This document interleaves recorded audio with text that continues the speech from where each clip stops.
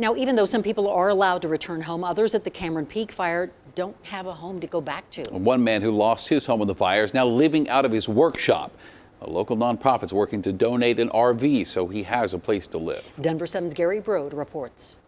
This was Seth Knight's home. So yeah, this is the metal shop. And now this is where he lays his head each night. This is my futon right here. After his time in the military ended 10 years ago, Knight moved to Crystal Mountain and with his own hands built his cabin from the ground up. It wasn't much, but it was paid for, and it was my little slice of the woods. As the Cameron Peak fire got closer, Knight packed what he could, some tools, but mostly items money can't buy. That's me and the day I graduated boot camp, and my dad and I. When the fire had passed, one of Knight's neighbors took this video of what was a small mountain community of homes, now like everything around it, only ash remains. We probably have 10 families so far that have contacted us that need emergency and transitional housing. You may remember Woody Faircloth. He and his daughter started a nonprofit nearly 2 years ago, giving RVs to those affected by the California wildfires. Now, the fires are hitting a lot closer to home. This one's quite personal. It's right in our backyard. I mean, these are our neighbors. This could be anyone in Colorado. As word spread of Faircloth's nonprofit, he says Knight's name kept coming up. I talked to a number